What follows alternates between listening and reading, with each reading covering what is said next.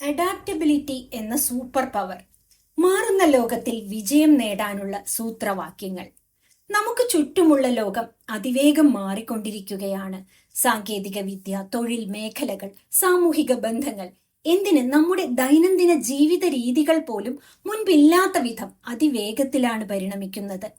ഈ സാഹചര്യത്തിൽ നമ്മോട് തന്നെ ചോദിക്കേണ്ട ഏറ്റവും പ്രധാനപ്പെട്ട ചോദ്യം ഇതാണ്: മാറ്റങ്ങളോട് ഞാൻ എങ്ങനെയാണ് പ്രതികരിക്കുന്നത്? നാം ജീവിക്കുന്നത് അനിശ്ചിതത്വങ്ങൾ നിറഞ്ഞ ഒരു ലോകത്താണ്. VUCA world. Volatile, uncertain, complex and ambiguous. ഇന്ന് ലോകം ആവശ്യപ്പെടുന്നത് അഡാപ്റ്റബിലിറ്റി അഥവാ സാഹചര്യങ്ങൾക്കനുസരിച്ച് സ്വയം മാറാനുള്ള കഴിവാണ്. ഭൂമിയിൽ ജീവൻ നിലനിന്നത് ഏറ്റവും ശക്തരായ ജീവികൾ ഉള്ളതുകൊണ്ടല്ല, മറിച്ച് മാറ്റങ്ങളോട് ഏറ്റവും വേഗത്തിൽ പൊരുത്തപ്പെട്ട ജീവികൾ ഉള്ളതുകൊണ്ടാണ്. ഇതേ നിയമമാണ് മനുഷ്യന്റെ കരിയറിലും ബിസിനസ്സിലും ജീവിതത്തിലും ഇന്ന് പ്രായോഗികമാകുന്നത്. ലോകത്തിലെ ഏറ്റവും വലിയ കോടീശ്വരന്മാരും പ്രശസ്തരായ കമ്പനികളും തകർന്നടിഞ്ഞത് ബുദ്ധിയോ പണമോ ഇല്ലാത്തതുകൊണ്ടല്ല, മറിച്ച് മാറുന്ന കാലത്തിനനുസരിച്ച് സ്വയം മാറാൻ വിസമ്മതിച്ചതുകൊണ്ടാണ്.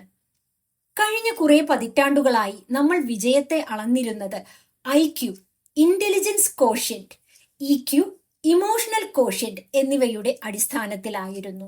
എന്നാൽ ഇന്ന് അവയേക്കാൾ പ്രാധാന്യം കൈവന്നിരിക്കുന്നത് AQ, അഡാപ്റ്റബിലിറ്റി കോഷ്യന്റ് എന്ന ആശയത്തിനാണ്. IQ, ബുദ്ധിശക്തി, പുതിയ കാര്യങ്ങൾ മനസ്സിലാക്കാനും പ്രശ്നങ്ങൾ പരിഹരിക്കാനുമുള്ള നിങ്ങളുടെ ശേഷി.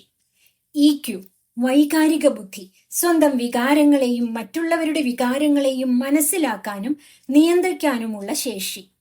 AQ, അഡാപ്റ്റബിലിറ്റി കോഷ്യന്റ്, അപ്രതീക്ഷിതമായ മാറ്റങ്ങൾ ഉണ്ടാകുമ്പോൾ പതറാതെ പഴയ അറിവുകളെ മറന്ന് അൺലേൺ ചെയ്ത് പുതിയ അറിവുകളെ വേഗത്തിൽ ഉൾക്കൊണ്ട് റീലേൺ ചെയ്ത് മുന്നോട്ടു പോകാനുള്ള ശേഷി. ഉയർന്ന AQ ഉള്ള വ്യക്തികൾ മാറ്റങ്ങളെ ഒരു ഭീഷണിയായല്ല, മറിച്ച് ഒരു അവസരമായാണ് കാണുന്നത്. അവർ ഇനി എന്ത് ചെയ്യാൻ കഴിയും എന്ന് ചിന്തിക്കുകയും പുതിയ വഴികൾ വെട്ടിത്തുറക്കുകയും ചെയ്യും. നമ്മുടെ തലച്ചോർ രൂപകൽപ്പന ചെയ്യപ്പെട്ടിരിക്കുന്നത് ഊർജം സംരക്ഷിക്കാനും നമ്മെ സുരക്ഷിതരായി നിലനിർത്താനുമാണ്. മാറ്റങ്ങൾ ഉൾക്കൊള്ളാൻ നമുക്ക് എപ്പോഴും മടിയുണ്ട്. പുതിയൊരു ശീലം തുടങ്ങാനോ പുതിയൊരു സാങ്കേതിക വിദ്യ പഠിക്കാനോ നമ്മുടെ മനസ്സ് ആദ്യം വിസമ്മതിക്കും. പരിചിതമായ കാര്യങ്ങൾ ചെയ്യുമ്പോൾ തലച്ചോറിന് കൂടുതൽ അധ്വാനിക്കേണ്ടി വരുന്നില്ല. എന്നാൽ ഒരു പുതിയ മാറ്റം വരുമ്പോൾ തലച്ചോറിന് കഠിനമായി അധ്വാനിക്കേണ്ടി വരുന്നു. അതിൽ അസ്വസ്ഥതയും ഭയവും ഉണ്ടാകുന്നു. പക്ഷെ മനുഷ്യ മസ്തിഷ്കത്തിന് മനോഹരമായ ഒരു സവിശേഷതയുണ്ട്: ന്യൂറോ പ്ലാസ്റ്റിസിറ്റി.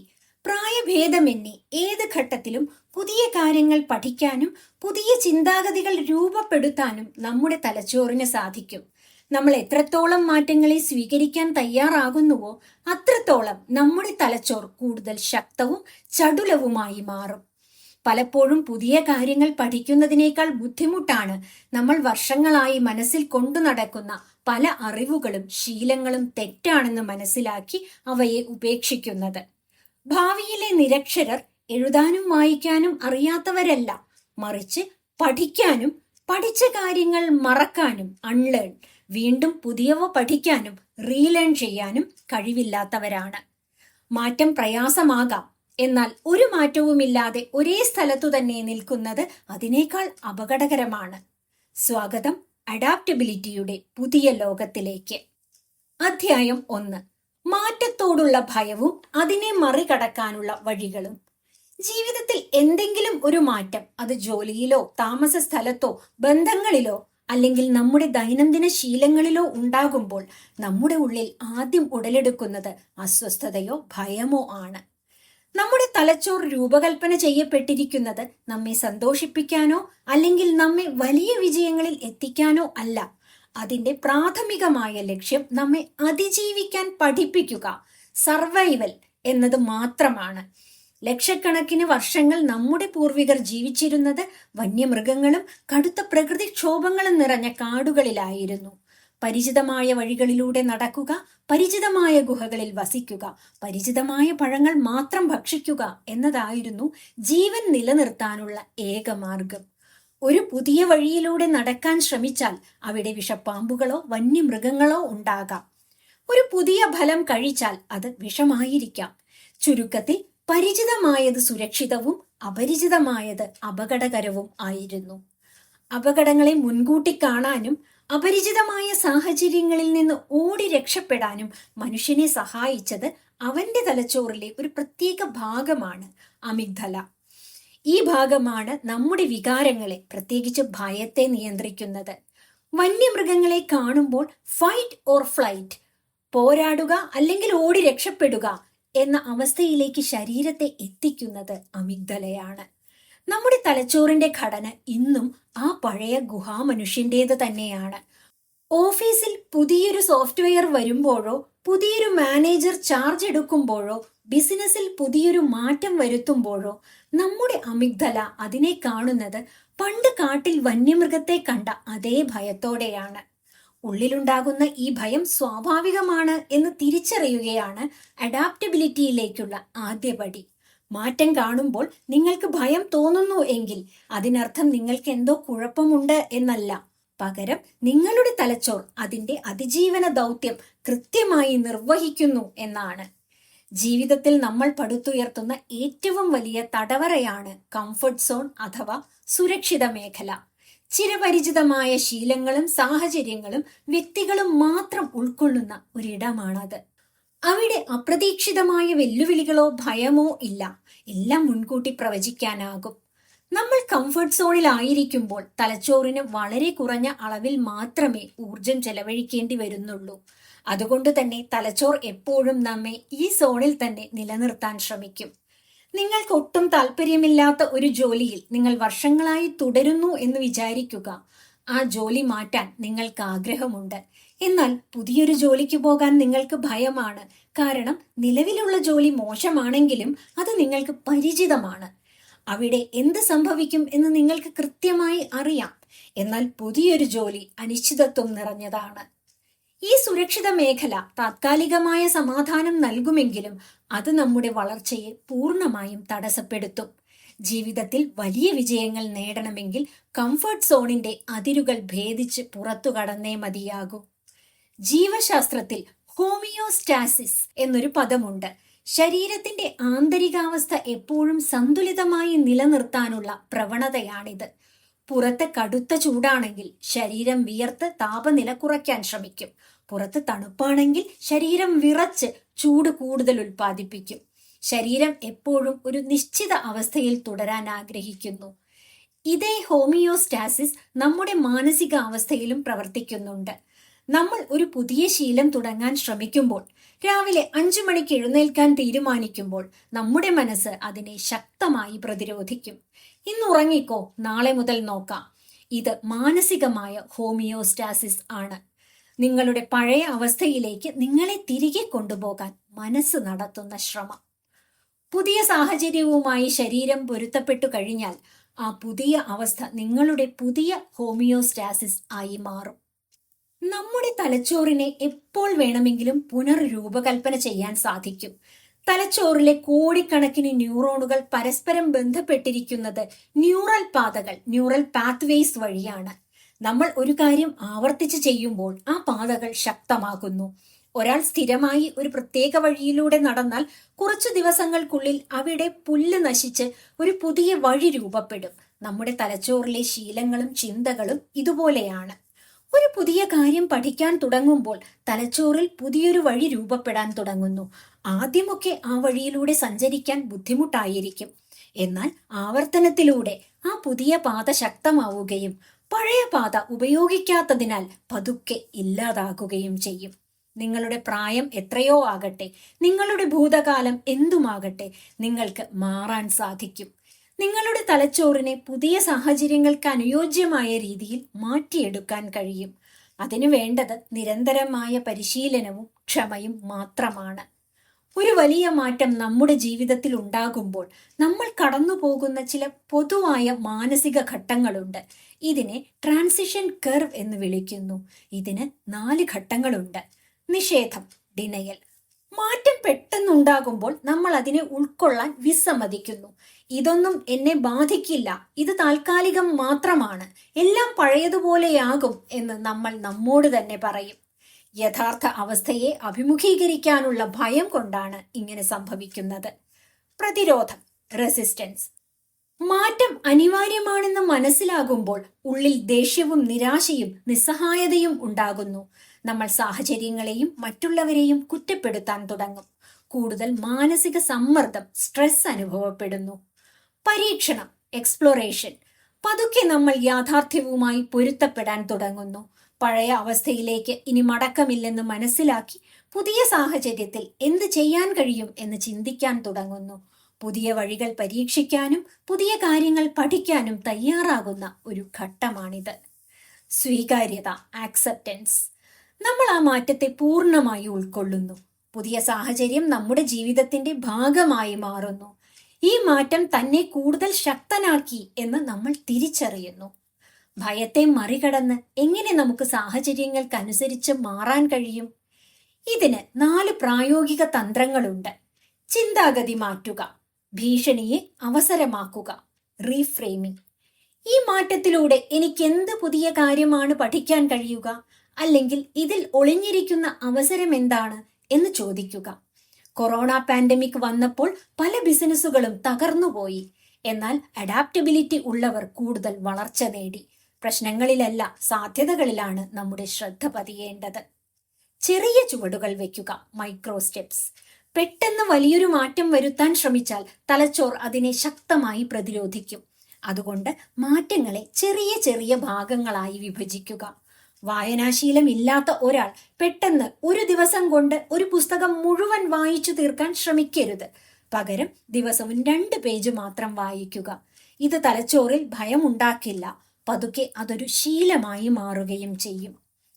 അനിശ്ചിതത്വത്തെ ആഘോഷമാക്കുക, embrace ambiguity. ജീവിതത്തിൽ എല്ലാ കാര്യങ്ങളും നമ്മുടെ നിയന്ത്രണത്തിലായിരിക്കണം എന്ന് നിർബന്ധം പിടിക്കരുത്. നിയന്ത്രിക്കാൻ കഴിയുന്ന കാര്യങ്ങളിൽ ശ്രദ്ധ കേന്ദ്രീകരിക്കുക. നിങ്ങളുടെ അധ്വാനം, നിങ്ങളുടെ ചിന്തകൾ, നിങ്ങളുടെ പ്രതികരണങ്ങൾ. നിയന്ത്രിക്കാൻ കഴിയാത്ത കാര്യങ്ങളെ, സാമ്പത്തിക മാന്ദ്യം, പ്രകൃതിക്ഷോഭങ്ങൾ, മറ്റുള്ളവരുടെ തീരുമാനങ്ങൾ തുടങ്ങിയവ, അവയെ അംഗീകരിക്കാൻ പഠിക്കുക. പരാജയങ്ങളെ ഡാറ്റയായി കാണുക, ഫെയിലിയർ ആസ് ഡാറ്റ. മാറ്റങ്ങളുടെ വഴിയിൽ പരാജയങ്ങൾ സ്വാഭാവികമാണ്. പുതിയൊരു കാര്യം പരീക്ഷിക്കുമ്പോൾ അത് തെറ്റിപ്പോയേക്കാം. അതിനെ ഒരു വ്യക്തിപരമായ പരാജയമായി കണ്ട് പിന്മാറരുത്. പകരം അതൊരു പരീക്ഷണമായിരുന്നു എന്ന് കരുതുക. ഈ വഴി ശരിയായില്ല എന്നൊരു മനോഭാവം വളർത്തിയെടുക്കുക. അധ്യായം 2. Adaptability quotient, AQ. വിജയത്തിന്റെ പുതിയ അളവുകോൽ. ഉയർന്ന മാർക്ക് വാങ്ങുന്ന കുട്ടികളെ നമ്മൾ മിടുക്കർ എന്ന് വിളിച്ചു. അവരെ വലിയ കമ്പനികൾ ഉയർന്ന ശമ്പളത്തിൽ ജോലിക്കെടുത്തു. ഇതിനെ നമ്മൾ IQ, ഇന്റലിജൻസ് കോഷ്യന്റ് അഥവാ ബുദ്ധിശക്തി എന്ന് വിളിച്ചു. കാലം മുന്നോട്ടു പോയപ്പോൾ കേവലം ബുദ്ധിശക്തി കൊണ്ട് മാത്രം ഒരാൾക്ക് ജീവിതത്തിലോ കരിയറിലോ വിജയിക്കാൻ കഴിയില്ലെന്ന് ലോകം മനസ്സിലാക്കി. എത്ര വലിയ ബുദ്ധിമാനാണെങ്കിലും സ്വന്തം വികാരങ്ങളെ നിയന്ത്രിക്കാനും മറ്റുള്ളവരുമായി നല്ല രീതിയിൽ ആശയവിനിമയം നടത്താനും കഴിയാതെ അവർ പരാജയപ്പെടുന്നത് കണ്ടപ്പോഴാണ് EQ അഥവാ ഇമോഷണൽ കോഷ്യന്റ്, വൈകാരിക ബുദ്ധി എന്ന ആശയം ശ്രദ്ധേയമാകുന്നത്. എന്നാൽ ലോകത്തിലെ വലിയ കോർപ്പറേറ്റുകളും ഹ്യൂമൻ റിസോഴ്സ് വിദഗ്ധരും ചിന്തകരും ഇന്ന് ഒരേ സ്വരത്തിൽ പറയുന്നു, നിങ്ങളുടെ IQവും EQവും എത്ര തന്നെ ഉയർന്നതാണെങ്കിലും നിങ്ങൾക്ക് അഡാപ്റ്റബിലിറ്റി കോഷ്യന്റ് AQ ഇല്ലെങ്കിൽ വരും കാലത്ത് നിങ്ങൾ അപ്രസക്തരായി മാറും. പെട്ടെന്നുണ്ടാകുന്ന മാറ്റങ്ങളോട് നിങ്ങൾ എത്ര വേഗത്തിലും ഫലപ്രദമായും പ്രതികരിക്കുന്നു എന്നതിന്റെ അളവുകോലാണ് AQ. ഇന്നു പുലർച്ചെ നമ്മൾ പഠിക്കുന്ന സാങ്കേതിക വിദ്യ ഒരുപക്ഷെ വൈകുന്നേരമാകുമ്പോഴേക്കും പഴയതായി മാറുന്ന വേഗതയേറിയ കാലത്താണ് നമ്മൾ ജീവിക്കുന്നത്. ഇവിടെ വിജയം എന്നത് നമ്മൾ എത്രത്തോളം അറിവ് സമ്പാദിച്ചു എന്നതിലല്ല, മറിച്ച് മാറുന്ന സാഹചര്യങ്ങൾക്കനുസരിച്ച് നമ്മുടെ അറിവുകളെ എത്ര വേഗത്തിൽ അപ്ഡേറ്റ് ചെയ്യാൻ സാധിക്കുന്നു എന്നതിലാണ്. 1950കളിൽ ലോകത്തിലെ ഏറ്റവും വലിയ 500 കമ്പനികളുടെ ശരാശരി ആയുസ് 60 വർഷമായിരുന്നു. എന്നാൽ ഇന്നത് വെറും 15 മുതൽ 20 വർഷം മാത്രമായി ചുരുങ്ങിയിരിക്കുന്നു. നൂതനമായ സാങ്കേതിക വിദ്യകളോടും ഉപഭോക്താക്കളുടെ മാറുന്ന താല്പര്യങ്ങളോടും വേഗത്തിൽ പൊരുത്തപ്പെടാൻ കഴിഞ്ഞില്ലെങ്കിൽ എത്ര വലിയ സാമ്രാജ്യങ്ങളും നിമിഷ നേരം കൊണ്ട് തകർന്നടിയും. ഈ കോർപ്പറേറ്റ് തത്വശാസ്ത്രം തന്നെയാണ് നമ്മുടെ വ്യക്തി ജീവിതത്തിലും ബാധകമാകുന്നത്. നമ്മുടെ വളർച്ചയ്ക്ക് ഈ 3 ഘടകങ്ങളും ആവശ്യമാണ്. എന്നാൽ ഇവ തമ്മിലുള്ള വ്യത്യാസവും ബന്ധവും മനസ്സിലാക്കുന്നത് വഴി എക്യുവിന്റെ പ്രാധാന്യം കൂടുതൽ വ്യക്തമാകും. ഐക്യു ബുദ്ധിശക്തി, വിവരങ്ങൾ മനസ്സിലാക്കാനും വിശകലനം ചെയ്യാനുമുള്ള ശേഷി. നിങ്ങൾക്ക് എന്തറിയാം, എങ്ങനെ പ്രശ്നം പരിഹരിക്കാം. ഇക്യു വൈകാരിക ബുദ്ധി, വികാരങ്ങളെ തിരിച്ചറിയാനും നിയന്ത്രിക്കാനുമുള്ള ശേഷി. നിങ്ങൾ മറ്റുള്ളവരുമായി എങ്ങനെ ഇടപഴകുന്നു, നിങ്ങളുടെ വികാരങ്ങൾ എന്താണ്. എക്യു അഡാപ്റ്റബിലിറ്റി, മാറ്റങ്ങളെ ഉൾക്കൊണ്ട് വേഗത്തിൽ പിവറ്റ് ചെയ്യാനുള്ള ശേഷി. സാഹചര്യങ്ങൾ മാറുമ്പോൾ നിങ്ങൾ എങ്ങനെ അതിനനുസരിച്ച് മാറുന്നു. ഐക്യു നിങ്ങളെ ഒരു മത്സര രംഗത്ത് പ്രവേശിക്കാൻ സഹായിക്കുന്നു, ഒരു നല്ല ജോലി നേടാൻ. ഇക്യു ആ രംഗത്ത് മറ്റുള്ളവരുമായി ഒത്തുപോയി മുന്നേറാൻ നിങ്ങളെ സഹായിക്കുന്നു. എക്യു ആ മത്സരത്തിന്റെ നിയമങ്ങൾ പെട്ടെന്ന് മാറുമ്പോൾ തളർന്നു പോകാതെ ആ കളിയിൽ തുടർന്നും വിജയിക്കാൻ നിങ്ങളെ പ്രാപ്തരാക്കുന്നു. അഡാപ്റ്റബിലിറ്റി കോഷ്യന്റിന് പ്രധാനമായും 3 വശങ്ങളുണ്ട്. വൈജ്ഞാനിക വഴക്കം, കോഗ്നിറ്റീവ് ഫ്ലെക്സിബിലിറ്റി. ഒരേ സമയം പല കാര്യങ്ങളെക്കുറിച്ച് ചിന്തിക്കാനും ഒരു ചിന്താഗതിയിൽ നിന്ന് മറ്റൊന്നിലേക്ക് വേഗത്തിൽ മാറാനുമുള്ള തലച്ചോറിന്റെ കഴിവാണിത്. ഇങ്ങനെയുള്ള ആളുകൾ ഒരു പ്രശ്നത്തിന് ഒരൊറ്റ പരിഹാരം മാത്രമേ ഉള്ളൂ എന്ന് വാശി പിടിക്കില്ല. പ്ലാൻ എ പരാജയപ്പെട്ടാൽ അവർ ഒട്ടും സമയം കളയാതെ പ്ലാൻ ബി അല്ലെങ്കിൽ പ്ലാൻ സി നടപ്പിലാക്കും. വൈകാരിക സഹിഷ്ണുത, ഇമോഷണൽ റെസീലിയൻസ്. മാറ്റങ്ങൾ സമ്മർദ്ദവും അനിശ്ചിതത്വവും ഉണ്ടാക്കും. ഉയർന്ന എക്യു ഉള്ളവർക്ക് ഇത്തരം സാഹചര്യങ്ങളിൽ ഉണ്ടാകുന്ന ദേഷ്യം, ഭയം, നിരാശ തുടങ്ങിയ വികാരങ്ങളെ വേഗത്തിൽ ശാന്തമാക്കാൻ സഹായിക്കും. അവർ പ്രതിസന്ധികളിൽ തളർന്നു വീഴില്ല, പകരം ആ അവസ്ഥയെ ഉൾക്കൊണ്ട് മാനസികമായ സമനില വീണ്ടെടുക്കും. സ്വഭാവപരമായ ചടുലത, ബിഹേവിയറൽ എജിലിറ്റി. സാഹചര്യങ്ങൾക്കനുസരിച്ച് സ്വന്തം പ്രവൃത്തികളിലും ശീലങ്ങളിലും മാറ്റം വരുത്താനുള്ള കഴിവ്. പുതിയൊരു സാങ്കേതിക വിദ്യ വരുമ്പോൾ മാറി നിൽക്കാതെ അത് പഠിച്ചെടുക്കാനും സ്വന്തം ജോലിയിൽ പ്രായോഗികമാക്കാനും ഇവർ കാണിക്കുന്ന ഉത്സാഹം എന്നിവയെല്ലാം ഇതിനുദാഹരണമാണ്. നിങ്ങളുടെ അഡാപ്റ്റബിലിറ്റി കോഷ്യന്റ് എത്രത്തോളം ഉണ്ട് എന്ന് മനസ്സിലാക്കാൻ ചില ചോദ്യങ്ങൾ നിങ്ങളോട് തന്നെ ചോദിക്കുക. ആഴ്ചകളോളം പ്ലാൻ ചെയ്ത ഒരു യാത്ര അപ്രതീക്ഷിതമായ കാരണങ്ങളാൽ റദ്ദാക്കേണ്ടി വരുമ്പോൾ നിങ്ങൾ എന്തു ചെയ്യും? ദിവസങ്ങളോളം മൂഡ് ഓഫ് ആയി ഇരിക്കുമോ, അതോ പെട്ടെന്ന് തന്നെ വീട്ടിലിരുന്ന് ചെയ്യാവുന്ന മറ്റൊരു വിനോദം കണ്ടെത്തുമോ? ജോലി സ്ഥലത്ത് വർഷങ്ങളായി ചെയ്തുകൊണ്ടിരുന്ന ഒരു രീതി പെട്ടെന്ന് മാറ്റാൻ മാനേജ്മെന്റ് ആവശ്യപ്പെടുമ്പോൾ നിങ്ങളുടെ ആദ്യ പ്രതികരണം എന്താണ്? എതിർപ്പ് പ്രകടിപ്പിക്കുമോ, പുതിയ രീതിയുടെ ഗുണങ്ങളെക്കുറിച്ച് ചിന്തിക്കുമോ? അപരിചിതരായ ആളുകളുമായി ഇടപഴകേണ്ടി വരുമ്പോഴും പുതിയൊരു സംസ്കാരത്തിലേക്ക് മാറുമ്പോഴും നിങ്ങൾക്ക് എത്രത്തോളം എളുപ്പമായി തോന്നാറുണ്ട്? ഈ ചോദ്യങ്ങൾക്കുള്ള നിങ്ങളുടെ ഉത്തരങ്ങളിൽ നിന്നു തന്നെ നിങ്ങളുടെ എക്യുവിന്റെ തോത് മനസ്സിലാക്കാൻ സാധിക്കും. മാറ്റങ്ങളോട് എത്രത്തോളം പെട്ടെന്ന് നിങ്ങൾ പൊരുത്തപ്പെടുന്നുവോ അത്രത്തോളം ഉയർന്നതാണ് നിങ്ങളുടെ എക്യു. ബോധപൂർവമായ ശ്രമങ്ങളിലൂടെയും പരിശീലനത്തിലൂടെയും ആർക്കും തങ്ങളുടെ എക്യു വർദ്ധിപ്പിക്കാൻ സാധിക്കും. അതിനുള്ള ചില പ്രായോഗിക മാർഗങ്ങൾ ഇതാ. എന്തുകൊണ്ട് ആയിക്കൂടാ എന്ന് ചോദിക്കുക. The what if technique. എപ്പോഴും കാര്യങ്ങളെ ഒരേ കോണിലൂടെ മാത്രം കാണാതെ വിപരീതമായി ചിന്തിക്കാൻ ശീലിക്കുക. എന്റെ ഈ ബിസിനസ് പെട്ടെന്ന് നിന്നുപോയാൽ ഞാൻ എന്തു ചെയ്യും? നാളെ മുതൽ എനിക്ക് ഓഫീസിൽ പോകാൻ കഴിഞ്ഞില്ലെങ്കിൽ ഞാൻ എങ്ങനെ ജോലി ചെയ്യും? തുടങ്ങിയ ചോദ്യങ്ങൾ സ്വയം ചോദിക്കുക. ഇത് നിങ്ങളുടെ തലച്ചോറിനെ അപ്രതീക്ഷിത സാഹചര്യങ്ങളെ നേരിടാൻ മുൻകൂട്ടി സജ്ജമാക്കും. Scenario planning. നിരന്തരം പുതിയ കാര്യങ്ങൾ പരീക്ഷിക്കുക. Break the routine. എന്നും ഓഫീസിലേക്ക് പോകുന്ന വഴി മാറ്റി മറ്റൊരു വഴിയിലൂടെ യാത്ര ചെയ്യുക. നിങ്ങൾ സാധാരണ കഴിക്കാത്ത ഒരു പുതിയ വിഭവം കഴിക്കുക. പുതിയൊരു തരം പുസ്തകം വായിക്കുകയോ തികച്ചും വ്യത്യസ്തമായ ഒരു മേഖലയിലുള്ള ആളുകളോട് സംസാരിക്കുകയോ ചെയ്യുക. ഇത്തരം ചെറിയ പരീക്ഷണങ്ങൾ നിങ്ങളുടെ തലച്ചോറിനെ കംഫർട്ട് സോണിൽ നിന്ന് പുറത്തു കടക്കാൻ സഹായിക്കുകയും ന്യൂറോ പ്ലാസ്റ്റിസിറ്റി വർദ്ധിപ്പിക്കുകയും ചെയ്യും. കൗതുകം വളർത്തുക, വിധികർത്താവാകാതിരിക്കുക. Be curious, not judgmental. പുതിയൊരു മാറ്റം കാണുമ്പോൾ അതിനെ ഉടൻ തന്നെ നല്ലത് എന്നോ ചീത്ത എന്നോ വിധി എഴുതരുത്. പകരം ഒരു കുട്ടിയുടെ കൗതുകത്തോടെ അതിനെ നോക്കിക്കാണുക. ഇതെങ്ങനെയാണ് പ്രവർത്തിക്കുന്നത്? ആളുകൾ എന്തുകൊണ്ടാണ് ഇതിലേക്ക് ആകർഷിക്കപ്പെടുന്നത് എന്ന് ചിന്തിക്കുക. കൗതുകമുള്ള മനസ്സിന് എപ്പോഴും മാറ്റങ്ങളോട് എളുപ്പത്തിൽ പൊരുത്തപ്പെടാൻ സാധിക്കും. പരാജയങ്ങളെ സ്വാഗതം ചെയ്യുക. Fail forward. EQ വർദ്ധിപ്പിക്കുന്നതിൽ ഏറ്റവും പ്രധാനം പരാജയങ്ങളെക്കുറിച്ചുള്ള ഭയം മാറ്റുക എന്നതാണ്. ഒരു മാറ്റത്തിന് ശ്രമിക്കുമ്പോൾ തെറ്റുകൾ സംഭവിക്കാം. ആ തെറ്റുകളെ നിങ്ങളുടെ വളർച്ചയ്ക്കുള്ള ഇന്ധനമാക്കുക. ഓരോ പരാജയവും നിങ്ങൾ പുതിയൊരു കാര്യം പരീക്ഷിച്ചു എന്നതിന്റെ തെളിവാണ്. അധ്യായം 3. Radical unlearning. പഴയ വിജയസൂത്രവാക്യങ്ങളെ ഉപേക്ഷിക്കൽ. പുതിയൊരു കാര്യം പഠിക്കുന്നതിനേക്കാൾ ബുദ്ധിമുട്ടാണ് നമ്മൾ വർഷങ്ങളായി മനസ്സിൽ കൊണ്ടു നടക്കുന്ന, നമ്മെ പലപ്പോഴും വിജയങ്ങളിൽ എത്തിച്ചിട്ടുള്ള പഴയ അറിവുകളെയും ശീലങ്ങളെയും മനഃപൂർവ്വം മറന്നുകളയുകയോ ഉപേക്ഷിക്കുകയോ ചെയ്യുന്നത്. ഈ പ്രക്രിയയെയാണ് അൺലേണിംഗ് എന്ന് വിളിക്കുന്നത്. നമ്മുടെ വളർച്ചയെ തടസ്സപ്പെടുത്തുന്നത് നമ്മൾ പഠിച്ചു വച്ചിരിക്കുന്ന കാലഹരണപ്പെട്ട അറിവുകളാണ്. മാറ്റത്തിന്റെ പാതയിൽ ഏറ്റവും വലിയ വില്ലനാകുന്നത് ഈ പഴയ വിജയസൂത്രവാക്യങ്ങൾ തന്നെയാണ്. അൺലേണിംഗ് എന്നാൽ നമ്മൾ പഠിച്ച കാര്യങ്ങൾ തലച്ചോറിൽ നിന്ന് പൂർണ്ണമായി ഡിലീറ്റ് ചെയ്യുക എന്നല്ല.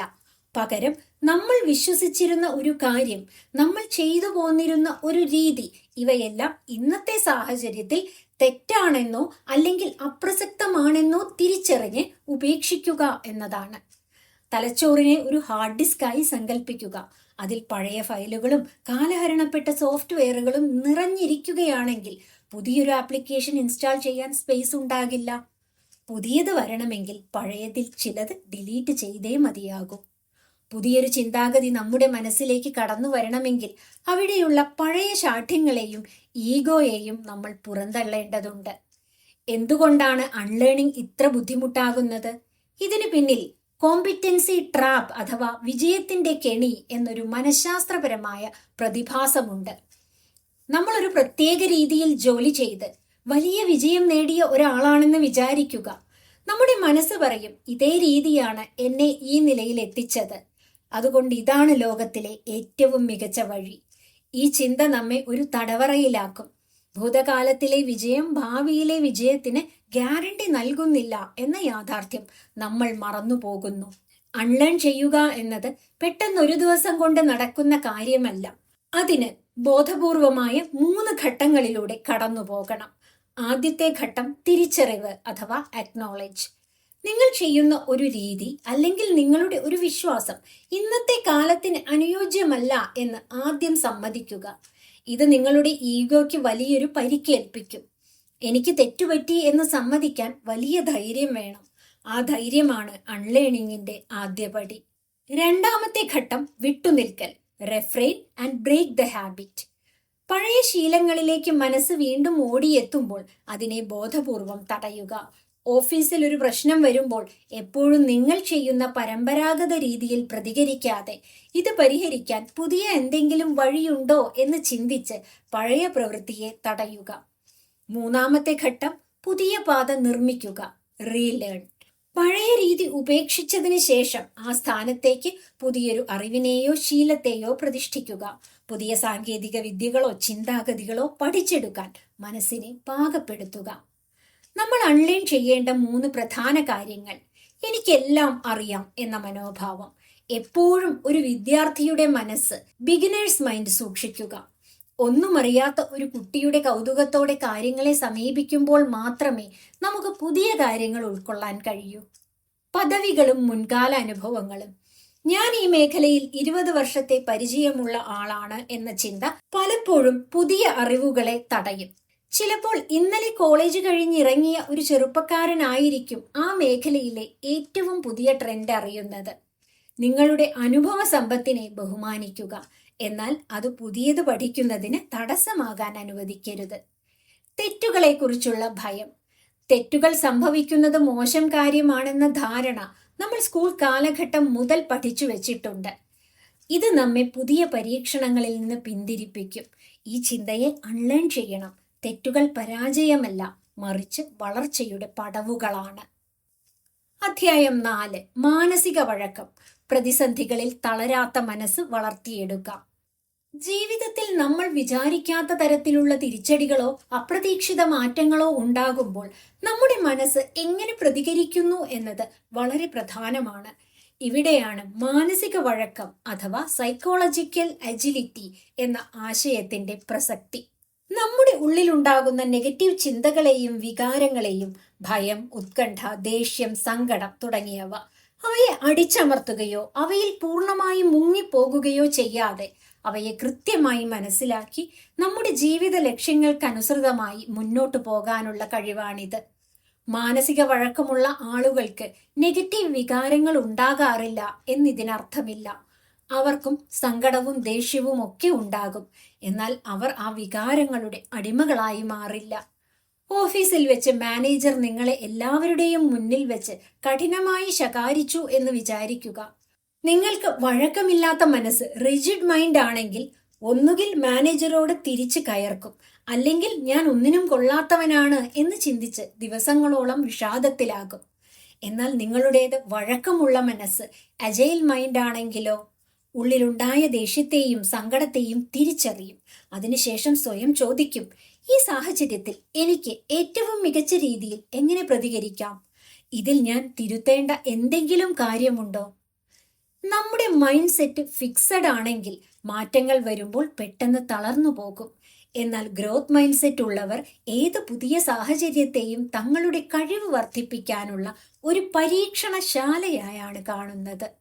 എന്റെ കഴിവും ബുദ്ധിയും ജനനത്തോടെ നിശ്ചയിക്കപ്പെട്ടതാണ്, അത് മാറ്റാൻ കഴിയില്ല. ഇത്തരം ചിന്തയാണ് ഫിക്സഡ് മൈൻഡ് സെറ്റ്. കഠിനാധ്വാനത്തിലൂടെയും പരിശീലനത്തിലൂടെയും എനിക്ക് ഏത് കഴിവ് വേണമെങ്കിലും വളർത്തിയെടുക്കാം. ഇത് ഗ്രോത്ത് മൈൻഡ് സെറ്റ് ആണ്. പരാജയം എന്നാൽ ഞാനൊരു പരാജയമാണ് എന്നതിന്റെ തെളിവാണ്. ഇത് ഫിക്സ്ഡ് മൈൻഡ് സെറ്റ് ആണ്. പരാജയം എന്നാൽ ഞാൻ ഇനിയും മെച്ചപ്പെടാനുണ്ട് എന്നതിന്റെ സൂചനയാണ്. ഇതൊരു ഗ്രോത്ത് മൈൻഡ് സെറ്റ് ആണ്. വെല്ലുവിളികളും മാറ്റങ്ങളും വരുമ്പോൾ നിങ്ങൾ ഭയന്നു പിന്മാറുന്നെങ്കിൽ നിങ്ങളുടേത് ഫിക്സ്ഡ് മൈൻഡ് സെറ്റ് ആണ്. വെല്ലുവിളികളെ വളരാനുള്ള അവസരമായി കണ്ട് നിങ്ങൾ സ്വീകരിക്കുന്നെങ്കിൽ അവിടെ നിങ്ങൾക്കുള്ളത് ഗ്രോത്ത് മൈൻഡ് സെറ്റ് ആണ്. മറ്റുള്ളവരുടെ വിമർശനങ്ങളെ വ്യക്തിപരമായ ആക്രമണമായി കാണുന്നു എങ്കിൽ നിങ്ങൾക്ക് ഫിക്സ്ഡ് മൈൻഡ് സെറ്റ് ആണുള്ളത്. വിമർശനങ്ങളിൽ നിന്ന് നല്ല കാര്യങ്ങൾ ഉൾക്കൊള്ളാൻ ശ്രമിക്കുന്ന ഒരാളാണ് നിങ്ങളെങ്കിൽ നിങ്ങളുടേത് ഗ്രോത്ത് മൈൻഡ് സെറ്റ് ആണ്. ദൈനംദിന ജീവിതത്തിൽ മാനസികമായ വഴക്കവും കരുത്തും വളർത്താൻ 4 പ്രായോഗിക ഘട്ടങ്ങളുണ്ട്. ആദ്യത്തെ ഘട്ടം വികാരങ്ങളെ അഭിമുഖീകരിക്കുക, ഷോയിങ് അപ്പ്. ഉള്ളിലുണ്ടാകുന്ന വികാരങ്ങൾ എന്തായാലും അതിനെ ഒളിച്ചു വെക്കാനോ അടിച്ചമർത്താനോ ശ്രമിക്കരുത്. ദേഷ്യം തോന്നുമ്പോൾ എനിക്ക് ദേഷ്യം വരുന്നില്ല എന്ന് സ്വയം കള്ളം പറയരുത്. സങ്കടവും ഭയവും ഒക്കെ മനുഷ്യ സഹജമായ വികാരങ്ങളാണ് എന്ന് മനസ്സിലാക്കി അവയെ തുറന്ന മനസ്സോടെ അംഗീകരിക്കുക. രണ്ടാമത്തെ ഘട്ടം വികാരങ്ങളിൽ നിന്ന് അകലം പാലിക്കുക, സ്റ്റെപ്പിംഗ് ഔട്ട്. നിങ്ങളുടെ വികാരങ്ങൾ നിങ്ങളല്ല എന്ന് തിരിച്ചറിയുക. എനിക്ക് കടുത്ത ഉത്കണ്ഠയുണ്ട്, ഐ ആം ആങ്ഷ്യസ് എന്ന് പറയുന്നതിനു പകരം എന്റെ ഉള്ളിൽ ഉത്കണ്ഠ അനുഭവപ്പെടുന്നത് ഞാൻ അറിയുന്നുണ്ട്, I am noticing the feeling of anxiety എന്ന് ചിന്തിക്കുക. ഈ ചെറിയൊരു വാചകമാറ്റം നിങ്ങളും നിങ്ങളുടെ വികാരവും തമ്മിൽ ഒരു സുരക്ഷിത അകലം സൃഷ്ടിക്കും. മൂന്നാമത്തെ ഘട്ടം നിങ്ങളുടെ മൂല്യങ്ങളെ തിരിച്ചറിയുക, വാക്കിംഗ് യുവർ വൈ. ജീവിതത്തിൽ നിങ്ങൾക്ക് ഏറ്റവും വിലപ്പെട്ട കാര്യങ്ങൾ എന്തൊക്കെയാണ്? കുടുംബം, സത്യസന്ധത, ആരോഗ്യം, കരിയറിലെ വളർച്ച. ഇതിലേതാണ്? ഒരു പ്രതിസന്ധി ഉണ്ടാകുമ്പോൾ നിങ്ങളുടെ താത്കാലിക വികാരങ്ങൾക്കനുസരിച്ചല്ല തീരുമാനമെടുക്കേണ്ടത്, നിങ്ങളുടെ കോർ വാല്യൂസ് അനുസരിച്ചായിരിക്കണം. നാലാമത്തെ ഘട്ടം മുന്നോട്ട് ചുവട് വയ്ക്കുക, മൂവിംഗ് ഓൺ. സാഹചര്യങ്ങൾ എത്ര മോശമാണെങ്കിലും നിങ്ങളുടെ മൂല്യങ്ങളുമായി പൊരുത്തപ്പെടുന്ന ചെറിയൊരു ചുവട് മുന്നോട്ട് വയ്ക്കുക. വലിയ കാര്യങ്ങൾ ചെയ്യണമെന്നില്ല. പ്രതിസന്ധി ഘട്ടങ്ങളിൽ ചെയ്യാൻ കഴിയുന്ന ഏറ്റവും ചെറിയ നല്ല കാര്യം എന്താണോ അത് ചെയ്യുക. പ്രതിസന്ധികളെ റീഫ്രെയിം ചെയ്യുന്ന രീതി. മാനസിക വഴക്കമുള്ള ആളുകളുടെ പ്രധാന സവിശേഷതയാണ് റീഫ്രെയിമിംഗ്. ഒരു ചിത്രത്തിന്റെ ഫ്രെയിം മാറ്റുമ്പോൾ ആ ചിത്രത്തിന്റെ ഭംഗി മാറുന്നത് പോലെ ഒരു മോശം സാഹചര്യത്തെ നോക്കിക്കാണുന്ന പേഴ്സ്പെക്റ്റീവ് മാറ്റുക വഴി ആ സാഹചര്യത്തിന്റെ തീവ്രത കുറയ്ക്കാൻ ഇവർക്ക് സാധിക്കും. അധ്യായം 5. Infinite pivot. പ്രവചനാതീതമായ ഭാവിയെ വളർച്ചയ്ക്കുള്ള ഇന്ധനമാക്കാം. പിവറ്റ് എന്നാൽ മാറുന്ന സാഹചര്യങ്ങൾക്കനുസരിച്ച് തന്ത്രങ്ങൾ പെട്ടെന്ന് മാറ്റുക എന്നാണ് അർത്ഥം. വരുന്ന ഏത് മാറ്റത്തെയും നമ്മുടെ വളർച്ചയ്ക്കുള്ള ഇന്ധനമാക്കി മാറ്റുന്ന ആന്റി ഫ്രജൈൽ മനോഭാവം വളർത്തിയെടുക്കാം. വസ്തുക്കളെയും സാഹചര്യങ്ങളെയും മനുഷ്യരെയും നമുക്ക് പ്രധാനമായി 3 തിരിക്കാം. ഫ്രജൈൽ, പെട്ടെന്നുടയുന്നത്. ഒരു ചില്ലുപാത്രം പോലെ ചെറിയൊരു ആഘാതമോ മാറ്റമോ ഉണ്ടായാൽ തകർന്നു പോകും. മാറ്റങ്ങളെ ഭയപ്പെടുന്ന, കൃത്യമായ പ്ലാനുകൾ മാറുമ്പോൾ തളർന്നു പോകുന്ന വ്യക്തികൾ ഈ ഗണത്തിൽപ്പെടുന്നു. റോബസ്റ്റ്, ദൃഢമായത്. ഒരു ഇരുമ്പുകട്ട പോലെ എത്ര വലിയ ആഘാതം ഉണ്ടായാലും തകരാതെ നിൽക്കും. പ്രതിസന്ധികൾ വരുമ്പോൾ തളരാതെ പിടിച്ചു നിൽക്കുന്നവരാണ് അവർ. Anti fragile. ആഘാതങ്ങളും അനിശ്ചിതത്വങ്ങളും ഉണ്ടാകുമ്പോൾ തകരാതിരിക്കുക മാത്രമല്ല, ആ ആഘാതങ്ങളെ ഉപയോഗിച്ച് കൂടുതൽ ശക്തമാകുന്ന അവസ്ഥയാണിത്. നിങ്ങളുടെ ജീവിതവും കരിയറും ആന്റി ഫ്രജൈലായി മാറുമ്പോൾ നിങ്ങൾ മാറ്റങ്ങളെ ഭയപ്പെടുന്നത് നിർത്തും. കാരണം വരുന്ന മാറ്റങ്ങൾ എത്ര വലുതാണെങ്കിലും അത് നിങ്ങളെ കൂടുതൽ ഉയരങ്ങളിലേക്ക് എത്തിക്കുകയേ ഉള്ളൂ എന്ന് നിങ്ങൾക്ക് ബോധ്യമുണ്ടാകും. കരിയറിലെ ഇൻഫിനിറ്റ് പിവറ്റ്. ജോലിയിൽ പ്രവേശിച്ചാൽ 30 മുതൽ 40 വർഷം വരെ അതേ ജോലി തുടരുകയും അവിടെ നിന്ന് വിരമിക്കുകയും ചെയ്യുന്ന കാലം കഴിഞ്ഞു. ആർട്ടിഫിഷ്യൽ ഇന്റലിജൻസ്, ഓട്ടോമേഷൻ തുടങ്ങിയ സാങ്കേതിക വിദ്യകൾ ഇന്ന് നിലവിലുള്ള പല ജോലികളെയും ഇല്ലാതാക്കിക്കൊണ്ടിരിക്കുകയാണ്. വരും വർഷങ്ങളിൽ നമ്മൾ പലതവണ നമ്മുടെ കരിയർ പിവറ്റ് ചെയ്യേണ്ടി വരും. കരിയറിൽ വിജയകരമായി പിവറ്റ് ചെയ്യാൻ സഹായിക്കുന്ന 3 നിയമങ്ങൾ ഇതാ. ടി ഷേപ്ഡ് സ്കിൽസ് വളർത്തുക. നിങ്ങളുടെ കഴിവുകൾ ഇംഗ്ലീഷ് അക്ഷരമായ ടി പോലെയായിരിക്കണം. ടിയുടെ മുകളിലെ വര സൂചിപ്പിക്കുന്നത് പല മേഖലകളെക്കുറിച്ചുള്ള പൊതുവായ അറിവാണ്. കമ്മ്യൂണിക്കേഷൻ, മാർക്കറ്റിംഗ്, ഫിനാൻസ്, മാനേജ്മെന്റ് തുടങ്ങിയവ. താഴോട്ടുള്ള വര സൂചിപ്പിക്കുന്നത് ഏതെങ്കിലും ഒരു പ്രത്യേക മേഖലയിലുള്ള നിങ്ങളുടെ ആഴത്തിലുള്ള വൈദഗ്ധ്യമാണ്. കോഡിംഗ് അല്ലെങ്കിൽ കണ്ടന്റ് റൈറ്റിംഗ് മുതലായവ. നിങ്ങളുടെ ആഴത്തിലുള്ള വൈദഗ്ധ്യം ആവശ്യമില്ലാത്ത കാലം വന്നാൽ പോലും മുകളിലുള്ള സോഫ്റ്റ് സ്കിൽസ് ഉപയോഗിച്ച് നിങ്ങൾക്ക് വേഗത്തിൽ മറ്റൊരു മേഖലയിലേക്ക് പിവറ്റ് ചെയ്യാൻ സാധിക്കും. കരിയർ ഇൻഷുറൻസ് ആയി ഒരു സൈഡ് പ്രോജക്റ്റ് സൂക്ഷിക്കുക. നിങ്ങളുടെ പ്രധാന ജോലി എത്ര സുരക്ഷിതമാണെന്ന് തോന്നിയാലും നിങ്ങളുടെ താല്പര്യത്തിനനുസരിച്ച് ഒരു സൈഡ് പ്രോജക്റ്റ് കൂടെ കൊണ്ടുപോകുക. ഉദാഹരണത്തിന് യൂട്യൂബ് ചാനൽ, എഴുത്ത്, കൺസൾട്ടിംഗ്, പുതിയൊരു കോഴ്സ് പഠിക്കൽ, അങ്ങനെ എന്തായാലും മതി. പ്രധാന ജോലിക്ക് എന്തെങ്കിലും സംഭവിച്ചാൽ പതറിപ്പോകാതെ പുതിയൊരു വഴിയിലേക്ക് മാറാൻ ഇത് നിങ്ങളെ സഹായിക്കും. അറിവിന്റെ ആയുസ്, ഹാഫ് ലൈഫ് ഓഫ് നോളജ് തിരിച്ചറിയുക. നിങ്ങൾ ഇന്ന് പഠിക്കുന്ന അറിവുകളുടെ ആയുസ് വളരെ കുറവാണ്. 5 വർഷം മുമ്പ് വലിയ ഡിമാൻഡ് ഉണ്ടായിരുന്ന പല സ്കില്ലുകൾക്കും ഇന്ന് വിലയില്ല.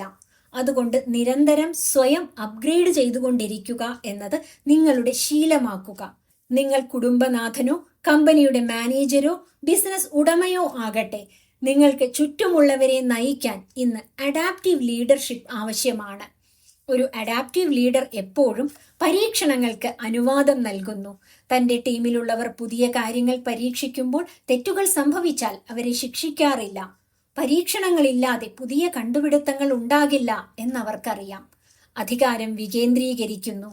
എല്ലാ തീരുമാനങ്ങളും താൻ തന്നെ എടുക്കണം എന്നവർ വാശി പിടിക്കാറില്ല. മാറ്റങ്ങൾ വരുമ്പോൾ താഴെ തട്ടിലുള്ളവർക്ക് പോലും വേഗത്തിൽ തീരുമാനങ്ങൾ എടുക്കാനുള്ള സ്വാതന്ത്ര്യം അവർ നൽകും.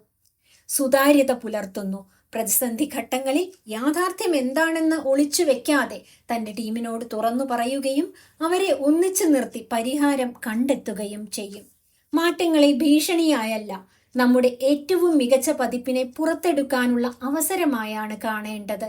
ഭൂതകാലത്തിലെ വിജയസൂത്രവാക്യങ്ങളിലും സുരക്ഷിത മേഖലകളിലും തളച്ചിടപ്പെടാതെ കാലഹരണപ്പെട്ട ചിന്തകളെ ധൈര്യപൂർവ്വം ഉപേക്ഷിക്കാനും ഉയർന്ന അഡാപ്റ്റബിലിറ്റി കോഷ്യന്റോടെ പുതിയ അറിവുകളെ സ്വീകരിക്കാനും നമുക്ക് സാധിക്കണം.